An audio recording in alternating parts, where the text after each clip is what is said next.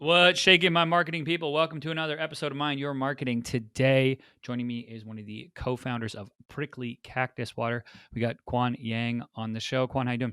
What's going on, Jordan? Nice to see you. Yeah, likewise. Excited to chop it up. So let's kind of give people a background, on Prickly. I want to hear really that moment where you're like, all right, we've got to start a product and kind of how it all came to be, and then walk me from that idea to actually getting it in the can. Yeah, no, absolutely. I'll try to keep it brief. So, my partner and I, we both come from the healthcare industry. We're both actually pharmacists. So, have been working about 12 plus years in healthcare. So, always have been passionate about health and wellness from a young age. And kind of growing up in the 90s and 2000s, I mean, we were all addicted to sort of high sugar artificial products. I'm sure you guys can, name quite a few in your heads immediately. So for us, it was always, a mission of ours to try to find ways to make people and help people live healthier lives. One day my partner Mo introduced us to cactus water. He grew up in Lebanon, and it turns out this prickly pear cactus is a pretty global phenomenon. It's in all these different cultures. And so he used to drink it every time they played sports, every time they were sick. It's packed with electrolytes, antioxidants, vitamin C. And so one time he saw it at our local grocery store, and it just brought back so much nostalgia for him as a kid. So brings it home, makes his family recipe, and when we tried it, we were just blown away by how good it tasted. And just coming from the healthcare space, we were just like, wow, this is really interesting. It's got all these natural benefits. It's really low in sugar. It has everything that people are looking for, a really unique flavor profile, and it's got this like element of just really requiring little water to grow. It just seems like this really interesting package that was really differentiated, full of white space, and felt really true to who we were as people and our passions. So it was that moment that we decided, this is 2018, to really create a product. And it took us about 2.5 years to really just understand the inner workings of how to start from this idea and conceptualization of an idea to really get it to be market ready to launch, and that's the initial iteration of just like getting a product MVP to the market, testing, trying to, find customers, learning about, what made the product work and what didn't, and optimizing that to the point where we're like, okay, we felt confident that we could launch it, formally in 2021. So we did that, launched online. D2C first was the primary channel. We had a few local retailers, and since then it's just been a really, really, really interesting roller coaster of growth. And we're about to have our biggest year yet, and just a really exciting moment in our brand history as well. So those initial days, right? Did you all to get the product developed and out? Was that self-funded? Did you go out and find kind of initial seed round, friends and family? Because I know so a lot of listeners are going, okay, I have a product idea, I want to do that. What path did you all take? Fully bootstrapped. I mean, this is a time of, which is really kind of interesting because this was a time of just really good access to capital. I mean, as we all kind of remembered, I mean, capital was pretty inexpensive. And so there was a lot of fundraising happening. And I think the playbook as we entered the CPG space was one that was extremely heavily focused on just growth capital being sort of the answer, right? Heavy fund that was at least the loudest when it came to press and just coverage and just the storyline and narrative of how you would build CPG businesses. So at the time we were kind of just like, wanting to focus on just fundamentally building a strong foundation of our business before we took that path. And thankfully we didn't. And now we kind of look back and look at that more as a blessing in many ways. But we bootstrapped fully for the first, I would say, 2 years. And then didn't really raise any family friends capital until about a year and a half ago when we first started fundraising. No, you're right. And money was so cheap. And it's interesting too, as you got going and before kind of, the last 6 months where it's been real big tightening, did you all feel the pressure to really, I don't want to say overspend, but just deploy a lot of capital into brand, into things like, hey, let's get a Forbes article, let's be on this council, like a lot of things that maybe look good on the LinkedIn, but don't get product, in hands or people trying it. Was there that pressure there? And if so, how do you do the signal versus noise? And how do you actually cut through to go, okay, we should take that opportunity, or hey, we should be more cost conscious, as you grow the brand? I think yes, 1,000% there was that pressure, and I would actually attribute that to a top of funnel brand awareness pressure, and that's kind of how we kind of capitulated. It just seemed like everything was boiled down to. I mean, also think about it. I mean, the guruism at the time was extremely focused on this like automation of like top of funnel awareness to like bottom of funnel conversion, right? And so this idea of taking and just building audience traffic and driving it down to that level of warm, hot conversion in such a almost automated manner with the way that the DTC was set up, kind of really taught, I think, the industry and trained the industry to kind of talk in these terms and see business in that way, which is extremely different to how a lot of legacy brands have been built, right, in the CPG industry. And so there was always that push and pull where you kind of have the old guard that's like, look at this. This is a lot of money being spent. You know, P&Ls are upside down. This doesn't really make sense in terms of the amount of spend that you're going to put into advertising in relation to actually dollars acquired in the actual top line of the business. So I think the only reason that we actually pulled back from all that D2C spend after our first like 6 months, this is right before iOS 14, right around actually when iOS 14 launched, we actually turned off all D2C spend at the time, even though our unit economics actually looked good from a comparable standpoint in a D2C environment. But we just knew that comparative to just standard brick and mortar and building that bottoms up approach of building a really strong community of people who have tried your product in unique settings where they needed hydration, the unit economics didn't compare there. So I think when you really kind of started to look more at the P&L, that's when it wasn't just any opinion versus, you know, a rhetoric of like, this is how I believe we should build. This is how I should, you know, believe we should build. This is like a, you know, what do the numbers tell you approach. And certainly we got a lot of that, thankfully, from just having an extremely strong board of advisors that has guided us, you know, along this pathway quite instrumentally. So a lot of kudos to them. That's awesome. Yeah. I've seen it so many times, right? Like a company comes out and beverage, let's say, and they go, okay, we're going to try to boil the ocean. We're going to be in all markets. We're going to launch nationwide. We're going to do something like they come out the cuts like that. And you just can't get the velocity. It costs too much to different shipping zones. If you're, let's say, storing on the East Coast and you're growing in California and you're losing money on shipping. Did that come up? Did you all come with like a regional growth strategy first? Did you say, okay, we're going to own Boston and then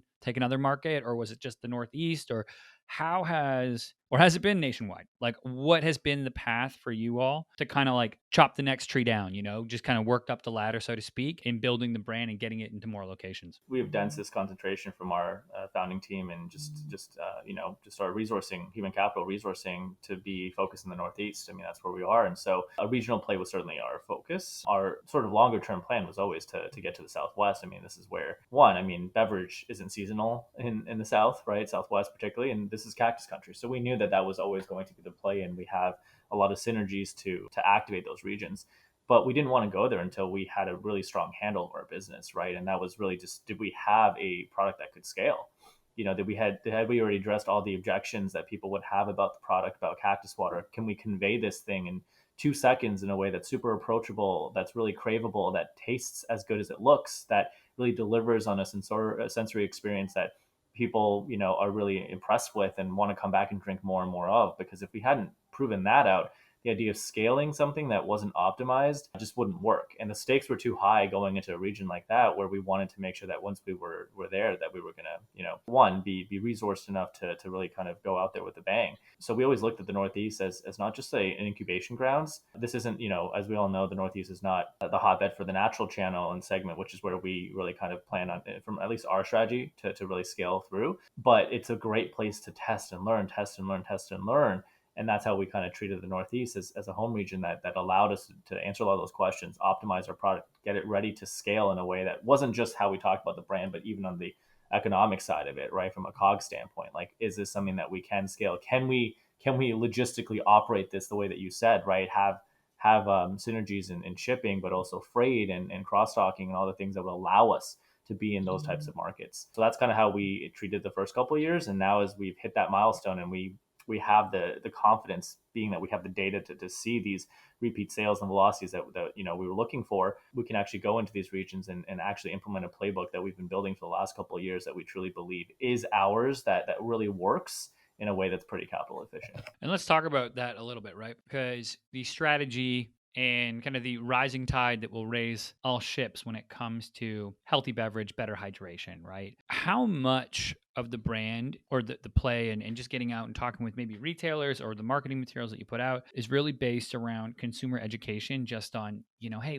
leave the Coca-Cola, you know, like let's just get away from that sugary stuff that's not helping you, and just pick there's better ways to do this. Like, how much of the brand ethos is kind of centered around that, not only internally but externally in the messaging? I think a good amount. And you then, I guess to take a step back, it's like, we have such a unique white space to really define what this category represents, right? And I think that comes with a lot of responsibility, but also a lot of testing and finding your voice. Because when you think about what cactus water fundamentally can be, it can be a lot of things, right? And ultimately, the most important thing is you have to make this thing approachable, because there's such a tension point with like the idea of drinking a cactus and then the actual sensory experience of it, and then the deliciousness that follows, right? So how do you actually communicate that is a really challenging thing. And you'll notice that in the last few years, when there's been such an over indexing of just talking or creating products that just talk to consumers and just broadcast characterizations of the product or certifications or just differentiators, and less on the actual, hey, you're selling a beverage at the end of the day that has to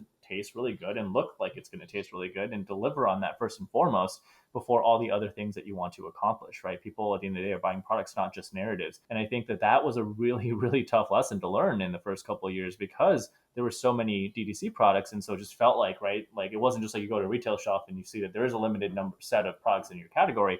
But when you talk about the internet, it's like another category was being created every other day, another product, right? So how do you create how do you finally sift through that noise and ultimately signal like what it is that not only is important to your brand, but actually is what consumers are looking for at the end of the day? That journey is a really challenging one, right? And so our unlock was really, in the beginning, kind of over focusing on just the cactus and not focusing enough on like the values of the consumers that were shopping for this kind of product and what they were looking for, right? And at the end of the day, that sort of has been the unlock for us, and understanding like where we fit in that system is not necessarily to change people's habits and say that cactus water is the NLBL solution, but it's like people have always been looking for natural hydration. This is not a new behavior. We're offering a completely new, differentiated, novel experience that happens to be good for people, good for the environment, and just all around an incredible product. And I think that higher level vision of what the brand can be, and eventually will shape and become, that has been the biggest unlock of our journey to now be, a player in this space. Yeah, you said something there that I love, which is like, kind of shifting the lens back to the product over just narratives. And it's easy in the circles of founders and marketers, and people start going like, the story is everything. I'm like, nah, the product is everything. The story is just a vehicle. That's all the story is, and it's a way to get that product there for some people. Other people, my mom walks into a store. I always come back to like my mom test. She walks into a store, goes, that looks cool, grabs it, drinks it, and goes, that tastes good, and walks out. She doesn't know that the founder hiked through Costa Rica to find to find this special berry, or like, she's not thinking at that level. And I'm sure some people are, but she's just like, oh, that's cool, like back to her day. She's got her own problems, her own narrative that she's living out. And it's just kind of refreshing to kind of, hey, let's just make sure that this product, at first and foremost, does what it says it's going to do for people and gives them that alternative.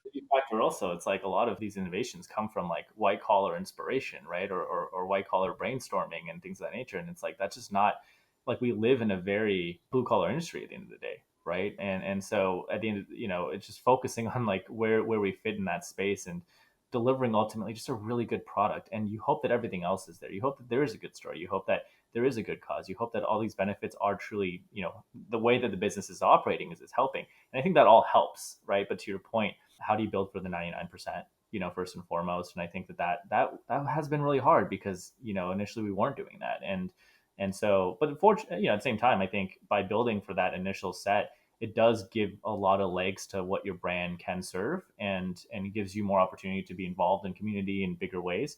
So I don't think it's a net loss. I just do think that inflection point has to come at some point for the brand to kind of really spread its wings to grow. Yeah, and coming back to that, we talked a little bit off air, but really about how pockets are tightening up from investors, consumers, everybody, just being a lot more tactical with the decision making to go, okay, is this going to be something that is profitable for the brand? And I'm just curious how you all kind of approach that from a decision making standpoint, because you can never truly know. I mean, you can get, your past reports and go, okay, this on paper is going to work out for us, right? But CPG, things happen, right? How do you all kind of balance what I would consider data, and then also when you have that overwhelming emotional, like, no, we got to do this.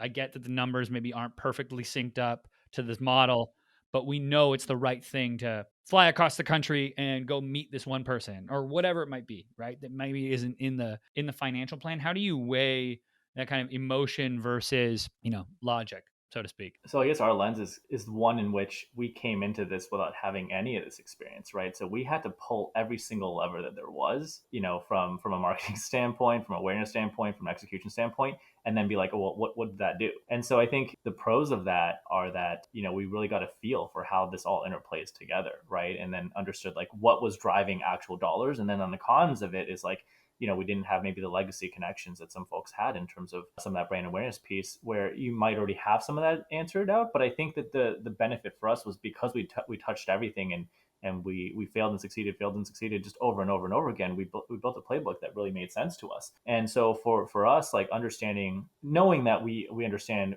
where our customers shop, knowing what channel we want to build into, then really the question for us kind of boils down to this, which is simply like we have this like fundamentally unique product that obviously requires some level of conversation education. Okay, so we understand that much, but ultimately it also just delivers a really good experience. So the more people that try this product, the more people that we believe eventually will buy this product through just that word of mouth marketing conversation, right? I don't think that's new in any regard.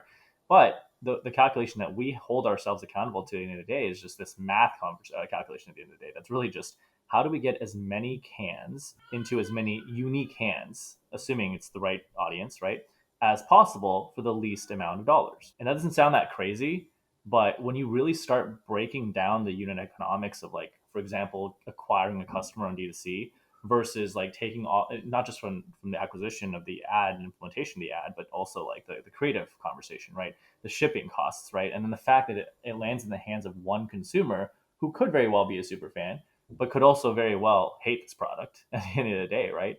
And then saying if you took that same amount of dollar spend and put it and placed it in extremely highly activated local scenarios where you have dense, retail saturation, and you activated at points of hydration, or you just spent that time in demos talking to and selling to 30 40 different consumers, that trade-off and that payoff just eventually just made complete sense to kind of go in that direction, right? So that's kind of how we think about it. Doesn't mean that we get rid of all top of funnel brand awareness piece of advertising, but it just means that like the dollars appropriated are significantly shifted towards places that we're going to see the ROI at the end of the day. Yeah, I believe that like brand and top of funnel is part of someone's job, not the whole job, at till about 10 million. Then it's like, okay, now we can start thinking about brand. What does that mean? But up until that point, it's like, okay, we have to get liquid to lips, the right people. Okay, yeah, like you're saying, it's going to be better off for a beverage brand to. There's a giant run club that has 1,000 people that go running every Wednesday. Figure out how to go be at the finish line of that run club and get them, trying the product. Okay, cool. Like looking for some alternative ways that are maybe a little bit not as glamorized as having 100,000 Instagram followers, but ultimately is going to drive a lot more for the bottom line of the business, right? And align with the values of what your product is ultimately servicing, right? And I think but I think getting there with D2C as like that test engine, that exploration discovery engine is so helpful, right? So that's why I think still, even to your point, being even if you're not a $10 million company, even appropriating resources for that testing, that continual optimization and discovery of like, whoa, that's an interesting signal. Where did that come from? Right. I think that does, pay some pretty significant dividends, but it's just when that becomes such an outsized portion of advertising spend, which it felt like at least in the last few years that playbook was so loud that I think the pressure for a lot of startup companies and earlier stage companies, food and beverage, was a lot stronger than it has been, right? Plus, it's a new experience for everybody. It's not like the internet was, it's not like social media is something that people have lived. It's like we're living it, right? And so the ever changing culture and zeitgeist of like how that influences advertising is always going to be louder than like, hey, we did this thing like 20 years ago, 30 years ago, like, yeah, what's the next thing? But it's like some of that old stuff works really, really well still and should still work for a long time. Yeah, it's that the bucket for experimentation in your ad dollars or marketing spend, because you're so right. Like we are living it in the last 4 years. It's like, okay, the creator economy. And then it's like, well, what does that mean? And how do we actually partner with the right creator who, lives the values of the brand, can drive sales, whatever that may be, and not just, hey, company down the road is running an influencer campaign. We need to do that. Like I've gotten those calls before from clients where they're like, this company's doing this. Some investor says they'll give us this much money if we get them whatever. We need an influencer campaign. I'm like, what? Wait, this is so impulsive. What are we doing? Like, everybody just pause. We need to come through this and actually do some math before we press go, right? So I think ultimately it's going to be good to see industry come back to earth with regards to like having plans to make money, sticking to some business fundamentals. That's at least where I see it going. It's really interesting, right? Because if you think about how this industry is propped up, like the dollars are still coming from the brands at the end of the day, right? The dollars spent for any level of marketing is going to come from the brands. And sure, you might get some offset from retailers and distributors, but at the end of the day, it's going to mostly come from the brands' pockets. And so the industry is propped up by this, right? There's a lot of agencies, there's a lot of creators, there's a lot of folks in the middle that build an entire business off of this, right? So if that bottom line gets squeezed as less money is coming into the atmosphere to really kind of fund some of these brands and allow for these expansive advertising budgets that no longer are there, the question then just becomes, it's like how does that next wave of business shift, right? Truly, as brands take more stuff in house, I think that is going to be a really interesting shift in terms of finding gig economy workers that might deliver specific skills that are really necessary for that one thing, as opposed to like a sort of a catch-all kind of approach. It's interesting because, like, on our agency side, right, we actually see when I've been doing this 12 years now, and we see whenever there is kind of a downturn, we actually get an increase in business because of oversaturated with headcount. And I've been overpaying for things that people aren't actually delivering. Oh, your agency does these three things. Oh, it's month to month thing. Oh, so we're more accountable to this, like to the goal, and it's easy to cut ties, and there's no health insurance or severance or like, so we actually see that if we can align our offer and align like our output and deliverable to what we say we're going to do, then our clients are like, cool, this is a way lower cost thing, from a resource standpoint. Okay, great. So that's one of these like inverted business line things that we've seen with our revenue and kind of demand is as things get bad and that headcount squeeze starts, we do better, and on the flip side of that, when the money's flowing and people have 26 people in a creative division, I look at some of our clients, I'm like, you don't need us. You have like 7 creative directors. Like, what are we doing? Is also like the other thing that's compounded in this moment too is also like, I mean, you would have seen it if you've been around for 12 years, but it's like for a lot of, I think, newer brands, right? It's like this is the first downturn, and I think some of the signals that it's not just the economic downturn, but it's also just like the efficiency downturn of like a lot of these channels, and so if the definition of omni-channel, I think, hasn't shifted, but I think the prioritization of dollars in how omni that channel really is, I think that's what we're seeing, right? Because in a lot of it's out of the hands of anyone, right? Because at the end of the day, it's like, I think there's also an aging of people on platforms and just shopping behaviors that is affecting the macro in ways that we can't assess or measure. And it's like, well, how is that going to play in the efficiencies? Because to your point, it's not just a headcount issue, but it's like, even if you're cutting down, even if you maintain headcount, but the dollar spend is not yielding the same amount of returns, then how do you, from a business standpoint, think like, holy crap, maybe this channel never really did work. Maybe we were propped up by some really artificial metrics. And it's like, well, then what is the truth, right? And I think that reckoning, yeah, it'll be interesting to see, I guess, what this kind of turnaround may look like. It's wild, right? To just looking at your marketing efficiency. There's been so many metrics and things that have come out that have changed where people like I hate last click attribution. I think it's a tool. I don't think it's the end all be all. I don't know. I couldn't tell you the last time that there's a click that got me to buy that globe. I'm not in a funnel for that globe.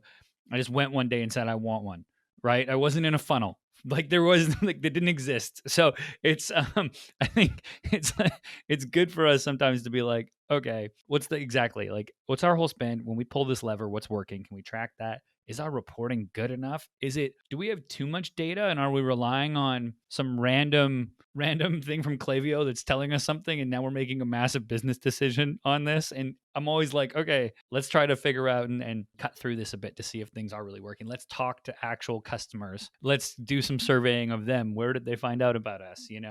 All of that stuff, which is quote unquote old school, still has a lot of legs. Yeah, and to your point, it's like turning off the marketing brain for a second, which has been really hard, right? Which is like talking about it from a data standpoint, and then being like, wait a second, $100, and let's say your customer acquisition is $50. I mean, that's 2 customers that will try your product at the end of the day, right? And just delivering this great experience, but still are just doing it off an impulse, and certainly could love this product at the end of the day. or couldn't, versus that could be, let's say your cogs are $1 a can, you're getting that into 100 people's hands, right? And in a place where maybe they're running a marathon, or maybe they're at a dance class and they need that hydration in that moment, and delivering an experience that's far more than just one of intrigue, but one of need, one of necessity, one of true value. And it's like the context of that's completely missed in when we only look at the data and we think about, to your point, just attribution models, or talking about marketing from that perspective, and we don't put ourselves, we don't take off our hats and say like, well, what am I like when I'm an actual consumer, to your point, right? And then go out into the wild and go to the grocery store and pick up a drink when I'm thirsty. My first gut reaction isn't to go on Amazon and buy, a case of product and wait, a couple of days to drink that. And that is a very interesting thing that's hard to get away from as business owners, because we have to look at it and say it's not the end all be all. They're all interrelated, but how do we look at these channels as complementary as opposed to individual ones we're just trying to optimize for, based off the data that we're getting. 100%. I'm with you on that. And looking at this flywheel approach and looking at the context of where the person engages with our brand and things we might think. Like, okay, let's say we're selling an electrolyte powder or whatever. We got a hydration product. We have Prickly. Great. People, they want to do runners. Let's go sponsor a bunch of motivational videos, this, that. No, what we actually should probably be doing is run recovery videos where the person is stretching and they're dehydrated. And like you're saying, their demand is spiked at that moment to be like, I'm already doing something better. I'm doing these stretches. Oh, I should probably also hydrate. Okay, my likelihood now to try is going to be higher or whatever. But like just switching our context of where is the consumer in their day, what they see around that post. Did they just scroll past? Is something crazy in the world going on that they just scrolled past? So they saw some tragedy and then the next thing was your ad. Like we got to think about all of this stuff before we make a concrete decision or say that, hey, this Instagram ad is great, or this activation or this experience that we did in person is great. So I think it's just good to kind of use the data, like you're saying, and look at it. But then also if we can just take a step back and turn off our marketing brains for a bit and be like, okay. Yeah. And to segue into also just like, I think the other interesting thing, again, just speaking from the perspective of building during growth, right? For the first time, it's like also building through growth as sort of, a millennial as well in that time, and growing up in social media, and growing up in sort of some level of instant gratification. I think that also kind of played quite a bit into a lot of companies where, let's say that was the archetype of the founders, which a lot of D2C founders are, right? You kind of do have that sense of like speed in which you want to achieve your goals as quickly as possible. And then like the closer you are to the P&L, the more it's like, wait a second, slow down, like give it time to figure out what's working. Like what are your numbers telling you? And I think when it's really the societal factors of like just trying to do things way faster, and requiring that signal and that response immediately to test and change, and iterate and grow and grow and grow, like that dopamine is just sort of, it's almost like it was the dopamine was sort of indexed against the wrong things, right? Indexed against like the speed of growth, as opposed to like actual growth fundamentally from a business. And that's a hard thing to navigate, truly as founders that go through that growth cycle, for the first time as well. So I'm sure a lot of companies are probably relating to that to some degree. Yeah, I think in CPG in particular too, seeing the pressure or seeing the pressure to grow and iterate and fast in tech that happened 7, 8, 9 years ago. Like I was in SaaS before, and yeah, okay, the pressure and sleep at work and do all these things. All right, you can't iterate at the same pace in CPG when there's a physical product and labels and co-packers, and you can do it, but it just take a second. It takes people got to try it. We're not getting instant feedback. And I also think that a lot of times people forget that a lot of those startups and SaaS companies, a lot went under because they were so obsessed with moving fast and just blowing through capital. So it's kind of a nice cautionary tale in some regard to be like, okay, let's just take a sec. Let's be methodical. Let's be like, smooth is fast and fast is smooth, not reckless like a bull in a china shop. That's how I try to think about it. You're built only on a growth equity model, I mean, it is kind of scary when it's like that is the only opportunity to, whether that, let's say that's the only exit opportunity, right? It's like, that becomes really challenging, not just for the founding team, but also all the employees, right, that are working here, and entrusting themselves to this business to grow. And it's a lot of pressure, and very daunting pressure to look at that and say that's the only way through this journey. And I think that now business fundamentals do grant and award the ability for companies to your point, take that step back, look at like, hey, how do we become cash flow positive? Because that optionality is so important, like there will be a lot of lifestyle businesses that are built out of this. And I think that's a really good thing, right? At the end of the day, we're building these incredible products, incredible brands. It's a pretty big privilege at the end of the day to be able to do that. I mean, does it really get any better than that? Right. So what is the rush to this, to this exit as the end all be all? That can be your fiduciary responsibility to investors, right? But there has to be a plan B, plan C if those things don't interplay. That still give that, responsibility to your investors, but at the same time, ultimately allow this company to thrive and survive. Because without that, none of the, it's a house of cards, right? Without the company fundamentally being a strong company, I mean, none of those other things I think end up, playing out, unfortunately. 100%. I'm with you on that. Kwon, this has been awesome, man. Before I let you go, let people know where they can, one, connect with you, and then two, learn more about Prickly. Yeah, well, very exciting. We actually just launched Sprouts nationwide this past week, so it's going to take a couple of weeks for it to land in all 394, I believe, stores. They're still growing more and more by the year. So really exciting to be partnered with a brand that's headquartered in Phoenix, Arizona, land of the cactus. Couldn't have written any better. So look out for that. Connect with me on LinkedIn. That's where I'm most active, and then give us a follow on social, Instagram, TikTok, and we're on obviously Amazon and our website as well. So thanks for the opportunity, Jordan. Great chatting with you today. No, awesome to have you on, and I'll put links to all of that in the show notes page so you can go grab yourself some of that Prickly cactus water. Kwon, I'll catch you next time. Take care. All right, everybody, that's it for this episode. As always, I'm your host, Jordan Shelton. You could do me that big favor, hit the like, share, subscribe, all those buttons at the bottom, and I'll see you next time.